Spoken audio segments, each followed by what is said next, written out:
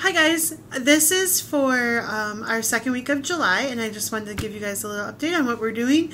So this week we are talking about when Jesus was calling his disciples, and Philip met Jesus, and he was so excited about Jesus that he ran to other people, and specifically to his friend Nathaniel, invited him to come meet Jesus as well. And obviously God had really big plans for Nathaniel. So we are going to be talking about that. So our first activity that we're going to do is playing like a little game of telephone. It's a version of that. So you can have your group, however big or small it is, sit in different areas, find a little space that you can spread out a little bit. Have the kids kind of pick a spot around your area, and you're going to give the first person something to say. There's some ideas on your sheet that talk about, like, you could say, true friends truly tell the truth. You could say, find friends who help you trust Jesus. There's some ideas. You can also do something fun too. And so you tell the first person, and then they run and tell another person. So the idea is that they quickly run and whisper it to someone else, who then gets up and runs and whispers it to somebody else. So when everybody's had a turn, then you find out what the message is, and you probably will laugh about it because it won't be the same as when you started. But your connection point is just making sure that kids know that Philip was excited, and that we should be excited too when we're talking to other people about Jesus, and excited to share him with other people. So it's just a get up and move type of game that helps kids make that connection point.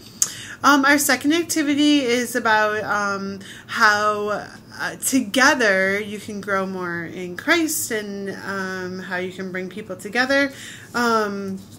This actually says Jesus was told a friend, one person told a friend about Jesus, who told another person, who told another person, how that can spread like that. So each kid's going to get a piece of paper that looks like this, and you're going to go ahead and fold it along the along the straight edge. I'm sorry. It doesn't really matter how they fold it, if they go in or out, but the idea is that they're going to fold it 3 times. And so once it's folded, then they're going to cut out the pieces so that it looks like this, and then they could color this before you cut it out. Actually, it would probably be easier.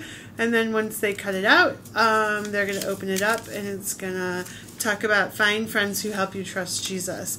And so you can talk about how it's important to have friends of all different types, but it's really important to find people who lead us to Jesus. And so you can make this connection point, and take time to pray for good, godly friends. This is in a prayer section, so I strongly encourage you guys to take time to pray with the kids. I know sometimes it's hard in small groups, whether you're at a campus where you don't have a lot of private space, or maybe your kids are a little bit rowdy. But just remember, these conversations are important at whatever level. You're building trust, you're building relationships, you're building security, you're showing up every week. But take time to pray with them. It's valuable and important, and encourage them to take time to pray as well, even if it's a one line or whatever it is. Just take time to pray with your kids.